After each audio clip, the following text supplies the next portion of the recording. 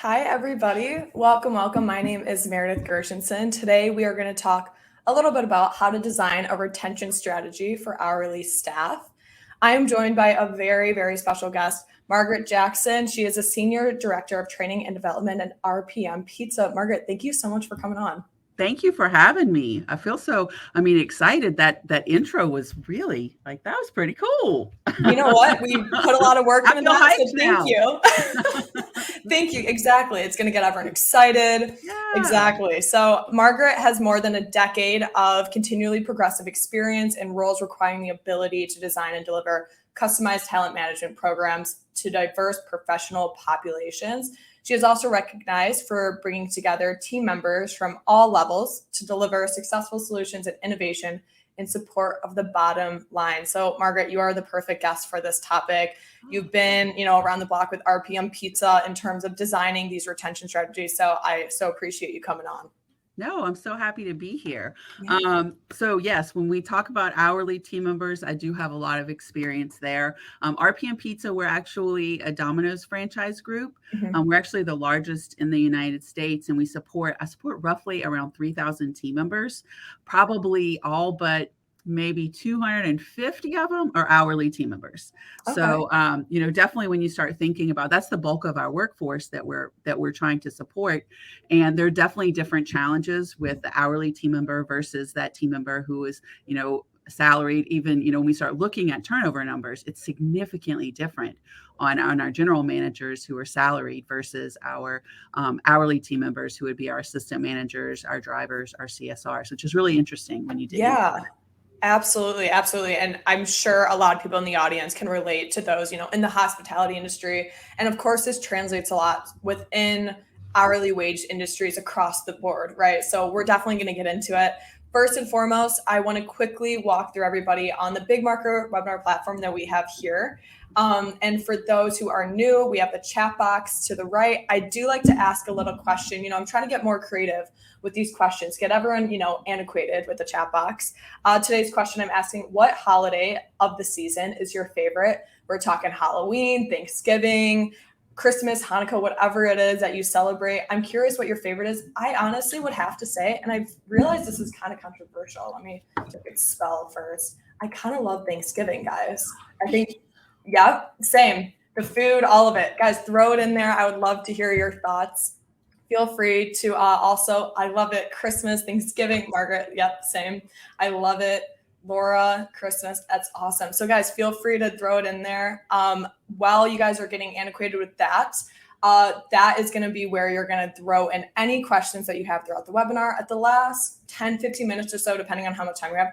This is awesome. Also, 4th of July, Laura, I I love just that. saw that. Yeah, that's amazing. I love it, guys. Halloween, Hannah, your favorite holiday is coming up in a few weeks. It's crazy. And so questions, throw them in the chat box. We'll get around to them at the very end of the webinar, at the last 10, 15 minutes or so, live Q&A with you all. So this is awesome, guys. I am loving this. A lot of Christmas. I feel that. There's something magical, right, in the air when Christmas is around. So I I'm get gonna it. dig in the Memorial Day because it's the start of summer. I didn't even think of that, Yeah, but plus there's a 3-day holiday. totally. That one's kind of hard to beat as well. It's so true. Memorial Day is pretty amazing. It's underrated. We also have a couple poll questions throughout the webinar. Those are going to pop up right on the bottom left of your screen.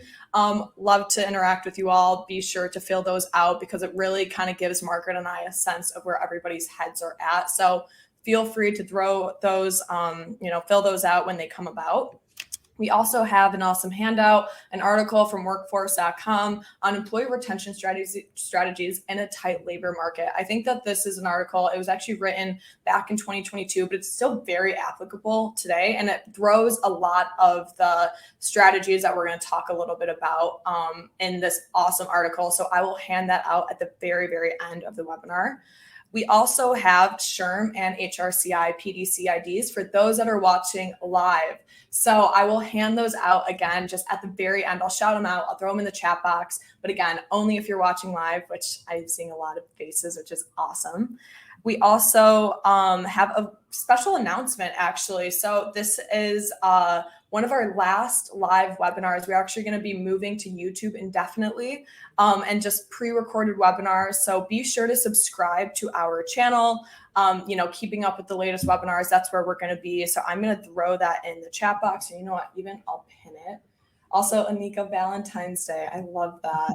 All right, guys, be sure to subscribe to our YouTube channel just to, I'm actually going to pin it to the top of the chat box as well, just to stay on top of the latest webinars that we have, because they're going to be pre-recorded. That's where you'll find them. So guys, subscribe to that channel. And then finally, to kind of wrap everything up in a bow, Workforce.com. We are an HCM software that specializes for businesses with hourly staff. And really, we just run these webinars to present our findings, present learnings to those in HR, operations managers, all the way up to C-suite. So guys, if you want more of these webinars, again, subscribe to that YouTube channel. Okay, awesome. All the fun stuff out of the way. Let me get my questions up. So Margaret, you kind of touched on it a little bit already. Tell me about your experience with RPM as Director of Training and Development. Sure. So yes, joined RPM about 6-ish years ago in the learning and development site. And one of our biggest challenges, clearly, as I mentioned earlier, it's supporting those team members. And so I have a team of folks, and we have a lot of, probably our strongest partnership is with operations. Those are our eyes and ears. A lot of the folks on my team came up through operations. So that kind of gives us even more insight on some of the day-to-day challenges that our team members deal with. But it's been interesting is, we all dealt with the COVID craziness, right? Yeah. And so, even as we look at what it looked like, turnover prior to COVID was significantly lower. And then for our business, because we were a delivery system, it was nutso cuckoo nut crazy when COVID hit, because we were already, our business model was already built for that type of a scenario. And the fact that we already had folks in place to deliver product directly to homes. Yeah. So, we were very fortunate that at that point we had the sales. We probably didn't have enough team members, but that's created another challenge for us later on, right? Because at that point, when it came to hiring folks, we hired, if you had a heartbeat, come on, we're ready for you. Yes. And, what we've seen after that is now we can be a little bit more selective, but we have general managers who are still remembering what it was like during COVID. Mm-hmm. But we're moving into a place where, again, they can be a little bit more selective. And turnover, not to say it went out the window, but quite honestly, it kind of went out the window for a couple of years. That was not our focus. Our focus was 100% on trying to hire folks. Yes. And now we've really flipped towards how do we hold on to the team members that we want to hold on to? Mm-hmm. Because, right during the COVID craziness, you had folks where, suddenly everyone had a lot more money to pay folks who were hourly team members. And so we had people who had perhaps been with us for quite some time. And, I work in a space right now where if I was to go into the training center and open the door, there's a McDonald's across the street, there's a Taco Bell, there's a Walmart, there's a Winn-Dixie. I mean, a team member has multiple places that they could walk out the door and apply, and other places are hiring. So really thinking about, why would someone choose to stay with us versus go to another, I guess you could say competitor or to another place to work, another hourly job. Mm-hmm. And so, we had people who, they did leave.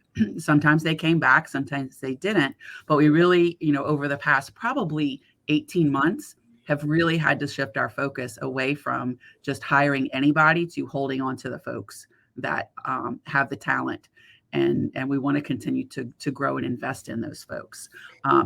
Yes. So that's where we are right now. I think that's I love that you touched on so much, and we're definitely kind of getting the nitty gritty of it all as we go through the webinar. But I love that you touched on the competitor side of things. And, we experience, and maybe not so much anymore as the, numbers on the Bureau of Labor and Statistics are showing, but we experienced something that suddenly the power was in the employees' hands to choose where they really want to go. And, salary wise, obviously salaries increase.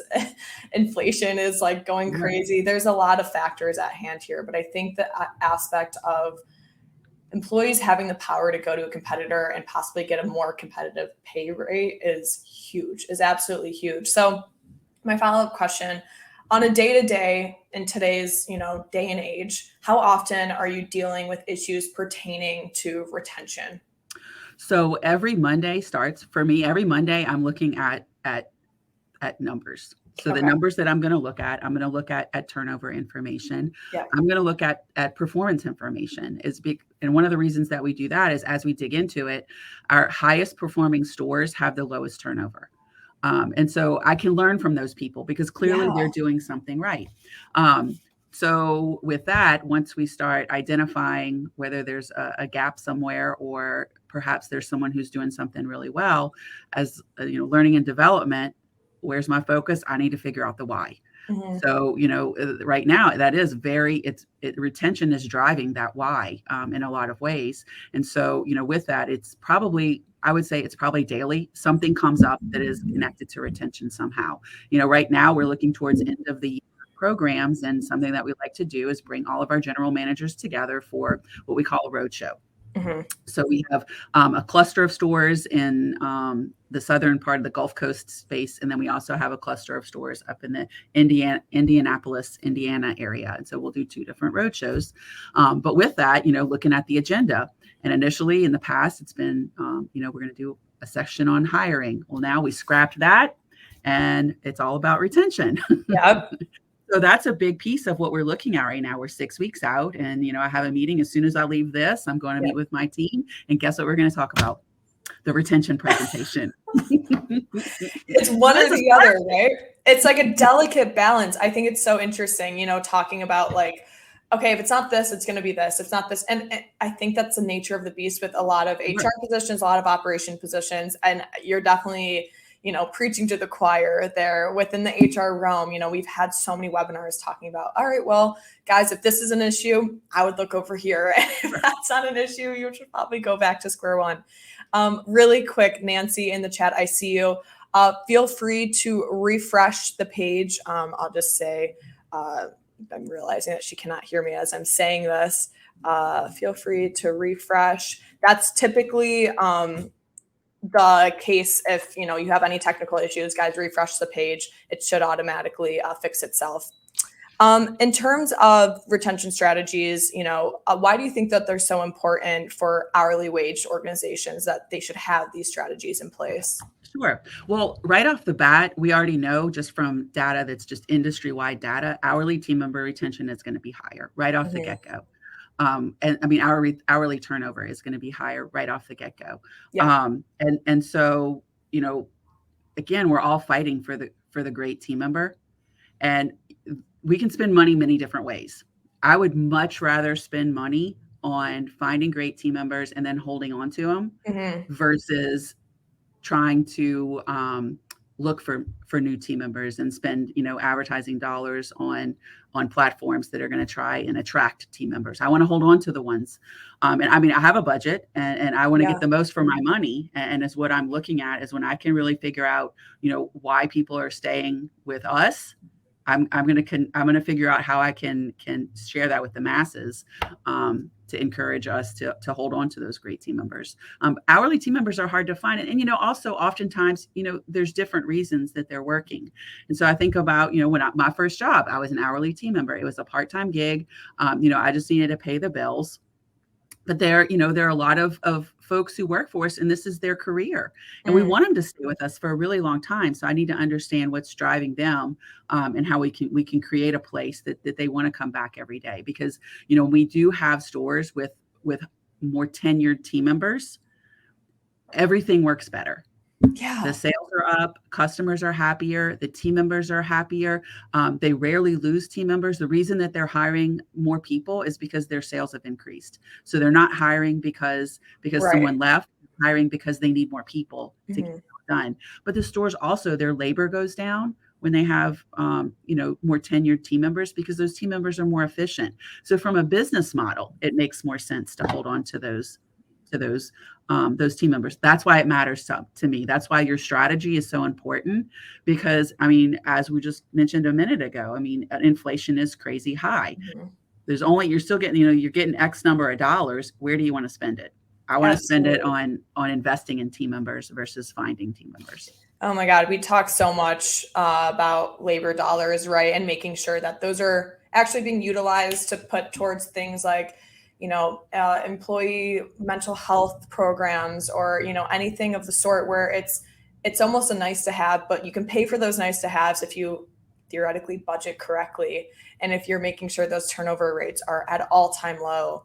I asked Yes. a poll question. I asked, does your organization have a retention strategy already in place? Majority, almost 70%, are saying no. I find that really surprising. Is this something that, you have maybe seen at other companies or anything of the sort where they typically don't have a retention strategy in place? Is RPM different in that sense? I'm not sure that we're different. I mean, we've had things in place for quite some time, but I think also, when I came on board with RPM Pizza, my role is defined as learning and development, and retention falls under my umbrella. So Yes. just as a history, it's been in the conversation because we've recognized early on, and even when RPM started, we've been around for over 40 years, and our group, I have a building outside on a major highway that is connected to a store, and so there's the Domino's Pizza store, and right next to it says Pizza College. And so they're clearly telling folks in our community that, we want to invest in folks. And so I think that's been really helpful. I'll be honest, when I came on board, and I came up through franchise systems. I previously worked for a company, Smoothie King Franchises, on the franchise side, and then came to work for RPM Pizza. And when I first started working, I walked in the door and they have a video that's playing where, they've talked, it's about community and caring.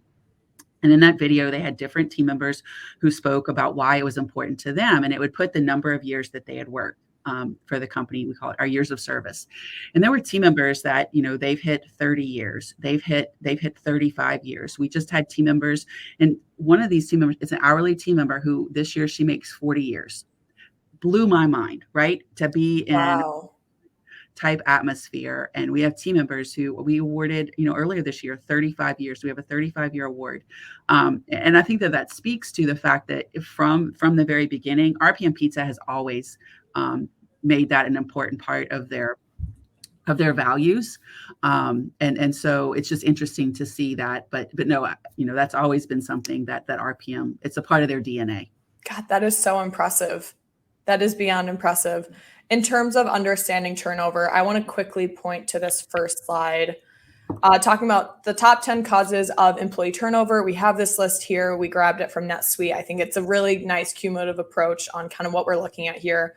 Margaret, what are some common factors that you've actually found that lead to employee turnover? Kind of, do they fit this model? Are they 100%. That sticks out?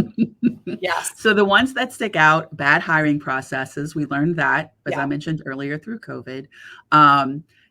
Also the poor, bad managers, I was going to say. So we do exit interviews, and what we've discovered through our exit interviews, the number one reason that team members leave is manager communication. So, what does that mean? Because that can mean a lot of different things. And when we kind of dig into it, it really comes down to more of a communication aspect. We have a lot of team members. Maybe it's their first job, or they're a little uncomfortable with speaking to folks about their needs. And if the managers don't reach out to them and check in and say, hey, how's everything going? Or, how's your schedule working out? Team members leave because they don't feel like anyone is communicating to them. So I think that could also kind of play into the lack of employee purpose. We hear work-life balance sometimes, but also one of the reasons that people like to work with us is because of the flexibility. So we don't see that quite as much with our hourly team members. We see that more maybe with our salaried managers, with the work-life balance. And then again, going back to, where I started earlier with we don't see as much about lack of opportunity and growth.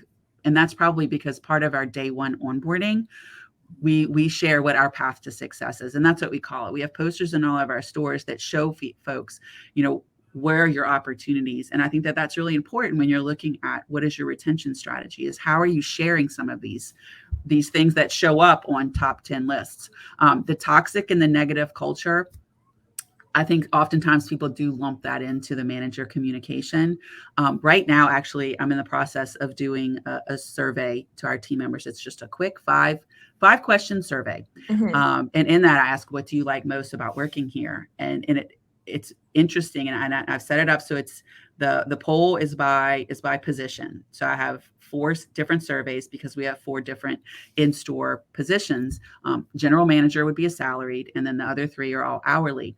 And so when I ask the question, what do you like most about your job? The number one reason, hands down, is I love the people who I work with.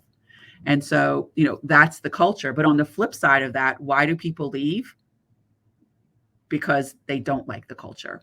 And that's really where we're going to get to when it comes down to when we target a store who's really struggling to hold on to team members. It's so interesting because they're titled the hard to staff stores. Mm-hmm. So there's every excuse why. It's in a bad area, folks in that neighborhood, it's a ritzy neighborhood and nobody there needs to work. You can't hire anybody to work in that store. And it is amazing that when they change the leader in the store, suddenly people want to work there. Wow. So why is it a hard to staff store? It's hard to staff because the culture was crappy. Yeah. And so we've gotten to a place where when leaders come to us and say, man, we really need help, we need help hiring, it's kind of like, but why? Why do you need help hiring? And, you keep going down those 5 levels. We like to say, we ask why 5 times. Mm-hmm. And that's when you'll get to the root of the problem. And so often it comes down to nobody wants to work there because it's just not fun. Yeah. And so we'll ask them, would you want to work there? And like, no, I hate working in that store. Well, why would anybody else want to work there? Oh my God. That is so, I love that, ask why 5 times. I think that is so, we talk so much about communication, mm-hmm. communicate. That aspect of even over communicating the why and asking that important question of why so many times, I think really drives home, the point. And I think it's so, so important. And not a lot of people do that enough, with engagement surveys. I love that you split it out between the 3 different types. I think that is genius. Honestly, I think that's so smart that you guys do that. And it's different questions, different strokes for different folks, right? It's mm-hmm. something that everybody needs to be able to respond to something that is, pertains to them, pertains to their role. And those questions are going to look different. And I think that's overlooked. People do, especially with these engagement surveys, they're awesome. We have a feature of engagement surveys. People love them, but a lot of the times they're not utilized correctly, or they're not utilized in the most efficient manner. Maybe not correctly is the word. They're not utilized in the most efficient manner, where they're not necessarily split out based off of, roles or, level of management in terms of like the hierarchy. So I love that. That is so smart. Cindy said 5 whys, very important to get to the heart of the matter. Cindy, exactly. Also love seeing you back here at the webinar. It's so good to see your face. Awesome. And then I did see a question from Brittany. Brittany put that in the Q&A. Thank you so much for submitting that. We will be sure to get around to that at the very, very end of the webinar. So hang around for that. It is an awesome question, Brittany. Thank you so much. All right. In terms of data and metrics, I'm all about getting the quantitative aspect to the role that is inherently qualitative, that being HR, right? So what metrics should operations and HR managers focus on when trying to identify, turnover reasons within their organization?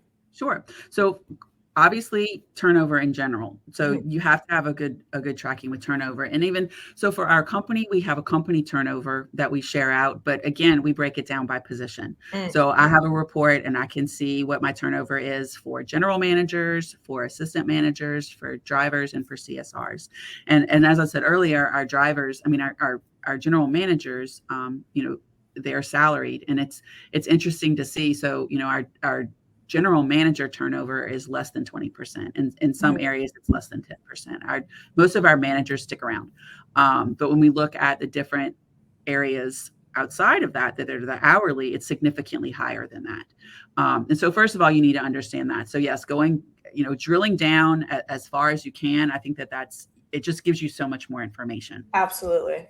From there, we also take a look at, what is our 30-day turnover? So when someone comes on board, what does turnover look like in the first 30 days?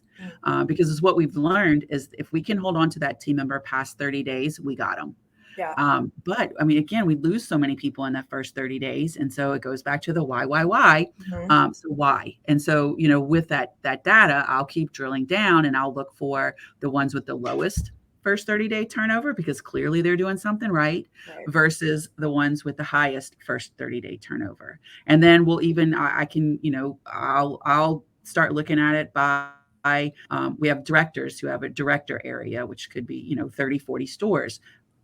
What director has the best 30-day turnover? So I do think that that's really important. And then, as I said earlier, the performance of the store, that's another metric that we're going to take a look at.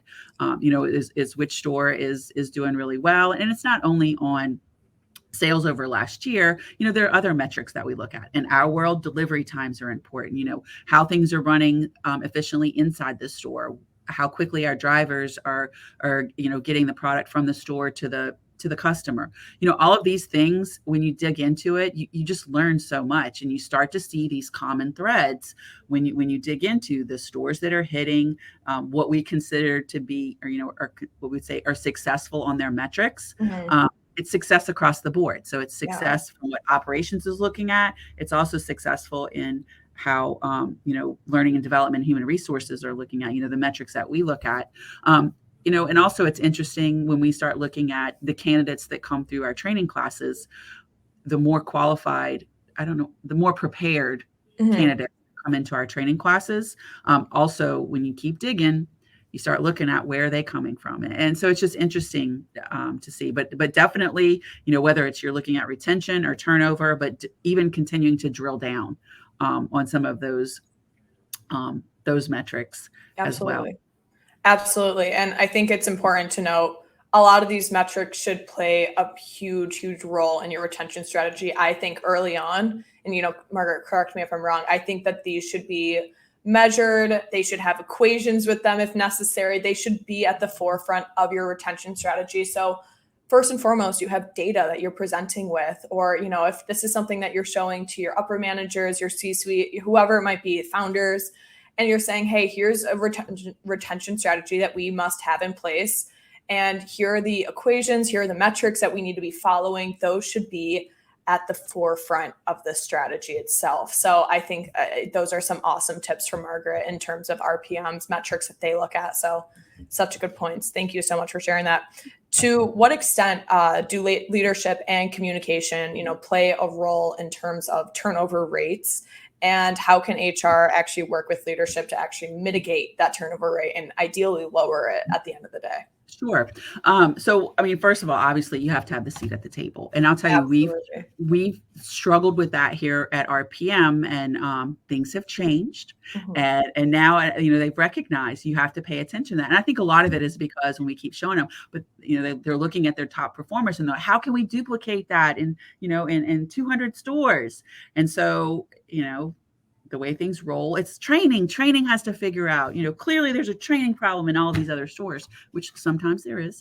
But with that, that was a big step, is to be able to have those open kinds of conversations. I think also it's important to manage expectations. Oftentimes leaders they don't necessarily hear industry information. So, when you talk turnover, oftentimes, you'll hear, oh, well, turnover should be less than 75%. That doesn't really hold true. It would be fantastic if it did, but if you're looking at where people are right now, when it comes to restaurant and retail, add a 1 in front of that, and we're getting a little closer to what most folks are hitting when it comes to turnover in our hourly positions that are in my world. But I think something that's really helpful for us is, first of all, that seat at the table, but also to have a space where our leaders are opening to hear it. They've recognized that there's an opportunity. I think when you start to put pen to paper and you show people the dollars that you're spending when someone comes on board and leaves in a week, in 30 days, any way you look at it, you're talking about thousands of dollars per person. Absolutely. When you start adding in what it costs to attract team members when you're using services like an Indeed or something like that. So their ears pick up really quickly when you kind of take the approach, let me have a conversation around how human resources and holding on to team members longer can save us money. Our leaders are all about profits. So. Yep. If we I can have mean, a conversation that way, like they're open to it. absolutely. And that's where, going back to the quantitative metrics, talking about metrics and data, I always want to empower HR to have those quantitative aspects to their role, because that's the language that your CEO speaks, your COO, your CFO, even, just those that are upper managers. They're obviously going to be driven by the profit of the company. That is the success. That is the bottom line that we're talking here. Yes. And it's really hard for HR to obviously speak that language when they're not equipped with that, when they don't have the data, because a lot of the work that HR does is qualitative, right? And it's hard to actually put the numbers behind it. Yes. I think, yeah. Add dollars to it, and I'm telling you, it has worked. Absolutely. Time after time. And they're open to, they're not, I know in my world, my leaders aren't afraid to spend money as long as I can present the plan on, if we spend it here, we're going to get it there. Absolutely. And sometimes a lot of things sometimes start out kind of manual, because we just have to show what happens when we start investing, or we try to do, a couple things in a different way. But once you can show the impact on the bottom line, that's your in 100%. Absolutely. Yes. It's, I'm so passionate about like technology and making sure that people are, of course, empowered, and making sure that your employees have their own autonomy. But at the end of the day, what Workforce does is it actually shows you what those labor dollars that are saved are. And it gives you that hard data, it gives you those reports that are so powerful, and having a seat at the table. We actually had a webinar last week with Linda Schiaffino.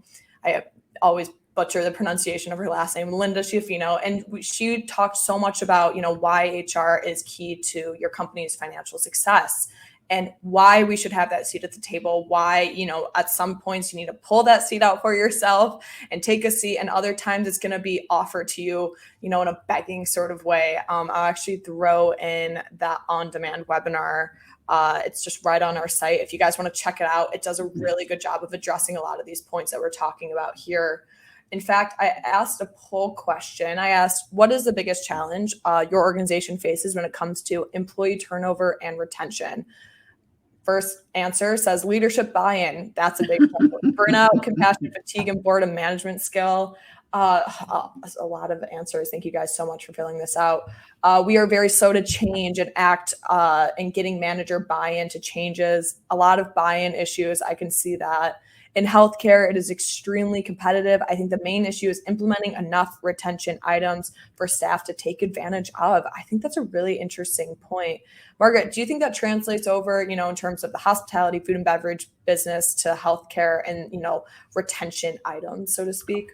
100%. So, when you think of, again, it goes back to what can you offer that others who are going after that same employee maybe don't have, or they're not advertising it the right way. And so, really and truly, I mean, clearly there's the culture part of it, but are you selling the benefits of your company? And there's so many things that traditionally maybe we didn't think of as a benefit. And like you mentioned when we first started off, Meredith, about mental health programs. And there are some leaders who they're like, we don't need that, tough it out. Right. It's different, right? And so, being able to, I think, first of all, you have to understand, what is it that the team member wants. So it sounds like, with in the medical, and y'all have already figured out, like, there's an opportunity here. Mm-hmm. And so once you know that, I mean, that makes your path a lot easier, but what do you have? What does your company offer? What free services are out there that maybe it's not going to cost a lot of money, but if you just start advertising it and sharing it out to folks, and as far as with the buy-in piece of it, I know something that, as I mentioned earlier, is, when it comes to work-life balance, we hear folks talk about that. That's more from our general managers who are the salaried workers. But how do we help them have a better work-life balance? It's by them holding on to team members. It's by them, training and developing folks who can then pick up things that general manager has had to do in the past, so that instead of them having to stick around and create the schedule they're going to have to, spend another 2 hours. If they have an assistant manager who they can train up to be able to do that, you've created a happier assistant manager. But now that general manager can go home or can go make it to their child's baseball game, or they can come in a little bit later and they can take their kids to work in the morning. Again, I think that more than anything, it's really understanding what your company can offer Again, what you can pay people is not always a decision that we have the power to make. Of course. So as long as you offer a fair, competitive, rate, it comes down to, how can you make it a fun place to be where people, they look forward to coming to work. I mean, we talk about with our team members quite often, who do you spend the most time with? I mean, a lot of these folks spend more time with their work family than they do with their own family. And if they dread going in, what can we do differently, to change that? And so it all comes down to, what kind of space are you creating? And it could be different for different people. A lot of folks, they really want to find the place that gives back. What does your organization do in the community, and how is the team member connected to that? For others, it's they want to find a career. They want to be able to grow and develop. And there are a lot of companies out there that are totally open to that. And then there are a lot of free programs, and it could just be just as simple as you don't have to come up with the program. There might be a free program out there, but you're willing to give that team member an hour a week to spend, on some type of training. But by you allowing them to do that in their workspace versus on their off time, just getting creative on that kind of stuff. And also, I think asking the questions. So, us as HR professionals, if we're the ones who are driving the force, whether it be the engagement survey or, the exit interviews or the stay interviews. But there's a couple of parts to that. So, first of all, are you asking the question? And second of all, are you making change once you get the information? And once you get to a place where people start to see, when you ask questions about what would make them stay or why they're leaving, and then you put something in place to correct that, that's a game changer right there, because you're actioning on things. And eventually, hopefully, we'll get to a place where we are a little bit more proactive. And I know that's something that we've struggled with here is, I have a lot of really tenured managers, and, they look at it as, but what I've been doing works. But as what they don't understand is the younger workforce is different. Yeah. And it's always different. When boomers, you hear about the millennial and the boomer thing, they don't understand one another. And then, as you keep going down, the millennials don't understand the Zs and all this kind of stuff. So I think we just have to recognize the way I learned isn't necessarily the way that you learn. And what's important to me might not be important to you, and vice versa. Absolutely. I love that you talked about, as long as you offer that competitive pay, that is, of course, the baseline, right, that everyone's going to look for. But what's really going to keep people on is, this is a company I actually like to go to every day. This is a manager I like to work with. These are coworkers that I love to see 5 days a week, maybe more, maybe less, whatever it is. I think it's so important. And there's a study that actually came out not long ago that younger employees are actually more likely to get paid less, but as long as the culture is strong, they're likely to stay on. Something along the lines of that. And I can speak from personal experience that is so true. That is something that I've had a previous role that, it was a great pay, but at the end of the day, I hated it. I did not like going in. It wasn't a group of people that I liked to work with. So I left, and it was something that it wasn't a matter of the pay. The pay was awesome, but it was something that was, is this worth that work-life balance aspect? Because a big part of your life is your work. And if your mental health isn't in place to be able to go to work every day because you're not happy, then that's not worth it. And I think a lot of younger employees, a lot of Gen Z or Gen Y, I believe it is, they just want to, they're like, I don't care about the pay at the end of the day if I'm miserable. So such great points. It actually brings me perfectly. We're kind of talked about training and development a little bit. Brings me perfectly to this slide, the importance of training and development for employee retention and engagement. So this is an awesome article that we grabbed from LinkedIn. They had some great quotes. There are many benefits of providing training and development for employees. Some of the key benefits include increased productivity, improved job performance, training and reduced turnover, improved morale, and increased innovation. So Margaret, my question for you here is, what is the significance of skill development in the context of employee retention and even company loyalty?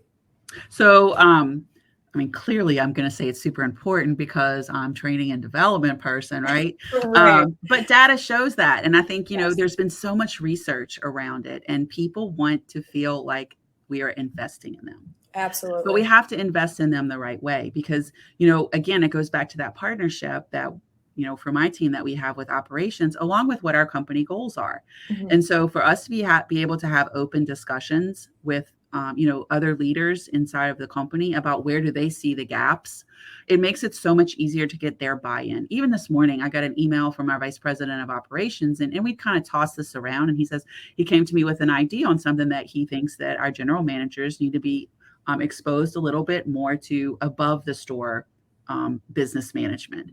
So, in the past, if you managed a quick serve restaurant, it was really about, product, getting the great product out. It's kind of like, sometimes people have the mentality of the person who worked the hardest and worked the most hours and in our world makes the fastest pizza. Clearly, they're going to be the best manager. Sure. But that's not the case any longer. I mean, our store volume has gotten to a place where just because you can make a really beautiful pizza doesn't mean you're going to be a great general manager. You have to have the skills to manage your labor, to, make sure that you're projecting properly. The volume is very different. The technology that's now available is different than what it was, even 3 years ago. Yeah. And so, with that, we've got to be able to upskill our team members so that they're prepared and they can manage this way. And it's interesting to watch in our world. We benchmark different time of service in positions. So, for example, we've found that usually when people are in the position of a general manager role by year 3, that's when they're really hitting on all cylinders. But what we're starting to see now is even our 1-year managers are performing really, really well. And I think some of that is they're more open to developing their skills differently. Yeah. So it's been really interesting.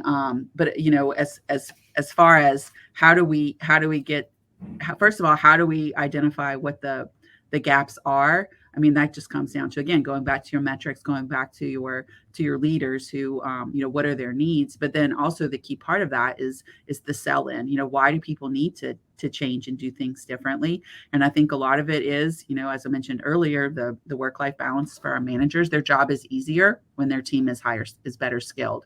And then what does it do for retention? Well, when you have someone who feels like, their manager trusts them to take on more, Yeah. that creates a whole nother thing, in itself. And I can recall in, my experience, working underneath someone who, had the tendency to hold on to everything. Yeah. And I can remember, very specifically, there was a task that she felt that I could finally take on. And it took me years to get there. Yes. But that when she finally did that and she kind of passed the torch, that was such a great moment for both of us. I mean, once it was passed and then the activity happened and everything, nothing, no, there was no crashing, there was no burning, nothing caught fire. But it was really, and from then it just, we had such a better relationship. And so, we're starting to see more and more of our managers understand that, you need to get out of I'm here the most, I work the hardest because I work 70 hours a week, into I've trained and developed a team who we really are a team, and they are contributors, and our team members, when they're placed in that kind of an environment, they stick around longer, they perform better. I mean, you can see it in those numbers and those metrics. And then, you've got someone who's struggling sitting next to someone who's, working, 45 hours a week, and everything is happening. And they have this amazing team who's calling them and saying, what can I do for you today? Versus, the store's on fire. So, yeah. Yeah. You talked about, those like tools and assessments and how technology has, changed so much, even the past 3 years, right? We actually have been hearing a lot from our own clients, and they're like, skills gap matrix. This is something that we want to see. This is something that it's really hard to actually identify across the board, especially larger organizations like RPM, right? It's really hard to identify for HR, what skills are we missing? How can we find somebody and narrow down on, we need somebody that fills this role that can fit this skill, or we can upskill our, frontline employees to manager type roles because we need skills in this skill set. So that's exactly what, our beta testing of our skills gap matrix does exactly, in terms of, make sure that it's allowing our clients to essentially pinpoint, like what those skills are. And those are absolutely huge to be able to not only train those that are on the front lines who are, maybe more of a lower level employee to a mid manager to maybe upper level eventually, and upskill them to that point. It increases that loyalty, as we were saying, or to onboard somebody that has those skills at the ready, who has experience and knowing, okay, because of our skills gap matrix, I always want to say metrics, because of our skills gap matrix, we know that this is what we're looking for, right? And onboard accordingly. I think that's huge. And, I'm curious, Margaret, what kind of tools or assessment protocols do you guys use to assess those skills gap? Sure. So that's we probably have an opportunity there. Our skills gaps, we have a lot of hours, it's more manual and paper, and then the data is put together. Okay. So with that, we do a lot of evaluations through like checklists, but task management, that type thing. Yeah. And so when we connect that along with for our world, we're a franchise. So you have folks coming in from the franchisor who are, we have our assessments and then they have their assessments, and sometimes they don't align up the same. So, when that starts to happen, that's when we're going to dig in more. But, for us, again, it's going back to those metrics. So when we have stores that, they're really struggling with managing their food, or they're really struggling with managing their schedules, clearly there's something going on there. And so that goes back to why.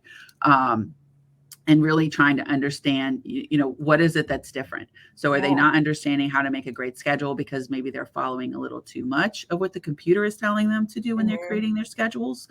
Do we need to focus on, how to do projections a little bit differently? Or is it they don't know how to use the technology to create the schedule and they're not trusting it? So, where to go in that direction? Yeah, definitely. It's such a good point. And, kind of going down that vein of technology, it's so like, we actually had a client, I believe it was Christine, over at this minor league baseball team. She runs this entire stadium. It's kind of insane. I actually went into the case study and talked to her. She's amazing. She's amazing to work with. And she's one of our clients of ours. And she was like, what's cool about the technology, the workforce technology, is it actually takes in those little idiosyncrasies that you might make in terms of, hey, we know that this employee likes to work with this person, so we're going to add that qualitative, that human-centric approach to this quantitative technology, this quantitative software. And it actually learns over machine learning and AI and all that great stuff that we've got. Awesome. Yeah, it's great. And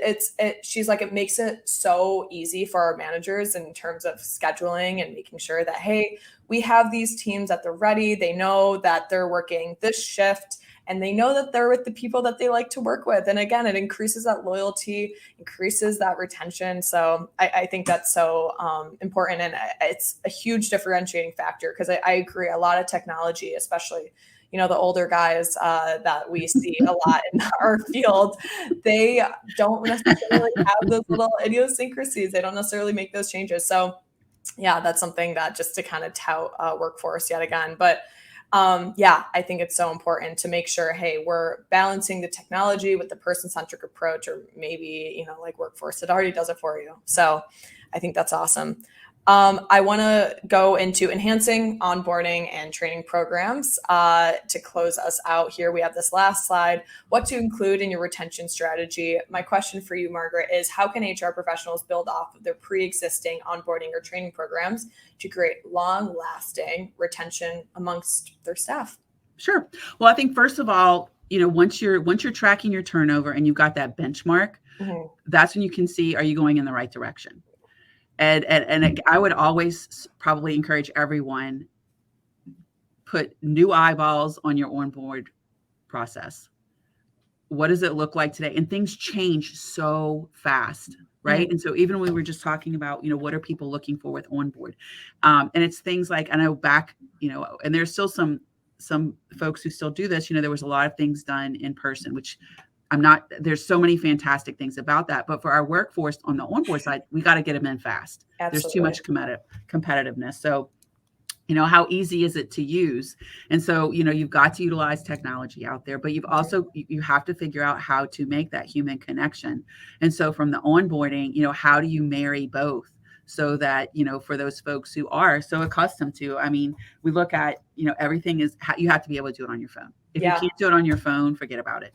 But then you also have to make sure, and I can see here, Cindy, I love what you posted up here. You have to find a way to connect all the people to the mission of the organization and drive engagement. You have to figure out how to build the relationships right from the beginning. And so, with some of the challenges that we have to be able to track that specific training has been completed in order people can be unlocked to do their job. But that's just one element. So I can have folks who they can complete the online training through the learning management system. But if they don't know the names of the folks who they work with on that first day, like that's totally a bummer. And they might not come back from that, and so I think more than anything, really looking at your onboarding system, it has to be easy for the end user, not always just easy for you. And I think sometimes we fall into, but I can set this online training. They can do everything from their home, and I can click a report and I can see they did it all. So it must be great. But if people aren't sticking around, right, what's important to that end user? So, definitely if you can put those check-ins, with the new team members on, how was your first day? How was your first week? How was your first 2 weeks? Did you get your check? Was everything, you have any questions about it? And so really looking at, are you checking in with that team member? And if they have a concern, how are you addressing it? Because I keep saying it over and over again, the first 30 days are the most important. Yeah. And if you can figure that out, that you're going to set yourself up for success right then and there. And then I also think as soon as you think you have a great onboarding program, it's time to look at it again. Yeah. Because so many things change. And, we do a lot with looking at our tenured team members. And we're on the cheap on a lot of things. You can do so many things with video on your iPhone. There's so much, easy to use editing software up there. How are you getting the story of your company down to that new team member? And how are you going to find the connection? What's going to connect them to your company? Because as I said earlier, is it because you do the give back? Is it because of the people who they work with every day? Is it because you offer services that maybe they've never even thought that they were going to be able, or that they would want to use inside of that? So, I think that you probably need to bring in team members when you're building your onboarding program, because it's an office. And what I think is a great onboarding program is probably not what some of the team members coming in think is a great onboarding program. And then do your managers know how to roll it out? And that was something that we've really struggled with as well, is we've got to get the buy-in from our store level team members, because they're the ones who have to make it happen. And if they don't like it or see the value in it, it's probably not going to work. Yeah, that is such a good point. What sort of strategies do you think HR departments should use to actually tailor their onboarding programs to meet those expectations, the actual needs of their employees? I think you have to figure out, how are you going to check in? So how do you know if it's successful? Who are you asking and when? And so, again, in the build out and the creation of it, whether it's you have influencers inside your company who you're relying on, or you're forming committees to build it out, but you've got to be able to check yourself, when you're putting your strategy together. Definitely, it has to make dollars and cents piece of it. You can't have people walk in and it's like they just won the sweepstakes. But you've got to figure out ways to put things into test. And that's what we do quite often. Is a part of our strategy is, before we're going to roll something out to everyone, I'm going to start in a store, then I'm going to go to a district manager area, I'm going to go to a DO area before I roll it out to the larger group. And throughout that, it's not going to happen overnight. And I think you need to recognize that. You need to set really realistic expectations on what it takes and how long it's going to take to create a great onboarding experience. And when you're done, it's not really done. You've just got the foundation built, and you've got to continue to refresh it. I asked a poll question. I asked, how satisfied are you with your organization's current onboarding and training programs? What I loved, the first poll answer that went all the way up to 100 was very dissatisfied. You can feel, the passion behind that one. And I think that's the case with a lot. And, now it's starting to level out. A lot of people are saying neutral. Some people are saying satisfied. Some people are just saying dissatisfied. One person said very satisfied. I think that is typically how, this percentage is getting divvied out, right? Most of people are saying neutral. And like you said, the second that you're fine with it, satisfied, you're neutral about it, of your onboarding program, on your retention strategy, training and development program, it's time to reevaluate. It's time to go back to the drawing board and say, okay, how can we improve based off what we have so far? And that's absolutely huge. And, and as more people are filling it out, a lot of people are just saying neutral. So I think that's the case with a lot. And again, it's not necessarily something that C-suite is coming saying, hey, we added more budget because we want you to have more money for your retention strategy or your training and development program. Here you go. Nope, not the case. This is exactly why in this last slide I put what to include in your retention strategy. Number one, measure your turnover rate. We want those metrics. We want those equations front and center. We want to be able to present that to our C-suite, our upper managers, whoever it may be. It's absolutely so important. And I think you also need to understand, because different companies are built different ways, who's running your onboarding, because there are a lot of companies out there that someone from the HR department is doing the onboarding, and that's a completely different experience than when you're depending on a store level team member in our world, or a manager to do the onboarding program. We even struggle that inside our resource center, where it's more of an office type setting. When we hire people on, I'm very involved in onboarding that new team member. But there are times where, I have to lean on the hiring manager, and sometimes they're just not comfortable with what that what that engagement looks like. And so, a part of your strategy has to include who's going to make this happen, and do they know how to make it happen? Are they going to provide the same kind of experience that you would? And again, in our world, I can't expect our general manager to onboard someone like I would in an office style setting. But I need to make sure that they understand how that translates into their world. And then I'll tell you, again, the way that I learn whether or not it's good or not is clearly there's metrics that'll show that. But bottom line, I just ask folks, because I'm telling you, they are not afraid to tell you.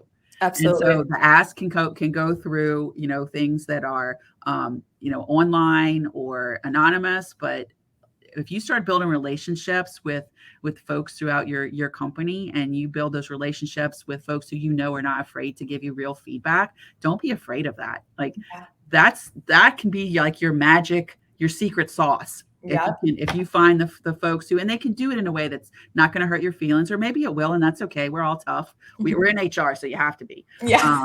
Yes, exactly. But definitely, don't be afraid of the feedback. I would much rather someone tell me what's not working than someone who always gives me a 5-star. Absolutely. Absolutely. I want to end off on this last question before we hop onto our Q&A. What are one or two top tips, actions, or takeaways our audience can leave with to better design a strong retention strategy for their hourly staff? Sure. Well, I think first of all, you have to know what's important to the folks who are running the company. For sure. Because if you're not going to include what's important to them, you're never going to go anywhere with your strategy. And so definitely, figure out a way to make it a dollars and cents conversation. You've got to, if you don't already have that turnover data available to you, you can't move anywhere if you don't have that to start off with. If you can throw in retention as well, by all means, do that, and then start talking to your team. Sure. Now, why aren't they sticking around? What are they leaving for? Are they leaving and coming back? Because that's important as well, because, there's a reason that they left, but then there's also a reason that they came back. And then know what your company can offer, because, if you can promote the heck out of that, there's probably things that are literally just at your fingertips that you don't even realize are important to folks. And it blows me away when you talk to folks. Sometimes it's little things. We did a survey with our assistant managers about what was important to them. And one of the things that came up the most was having a uniform shirt that fit them properly. Oh, wow. I never think that, but all it is our stores, they had a small, medium, and a large, and this person needed an extra small. And so we were putting them in a shirt that was too big for him. And I like to feel good in what I'm wearing, but that's such an easy fix. So all we had to do was ask the question. Wow. So ask the question and be open to what people tell you and try to fix it. Oh my gosh. Wow. And to say a shirt is worth the bottom line of that turnover. Seriously. Absolutely. Absolutely. No doubt about it. I want to go into our Q&A section. If you guys have any live questions, we're going to prioritize those over those that have been emailed in. And we can get around to a couple here. I know we're coming up on that hour mark, but let's get to some of these questions. Brittany asked, right now we're having trouble with employees' time. People are coming in late, using PTO their first day, and using all their PTO and then quitting.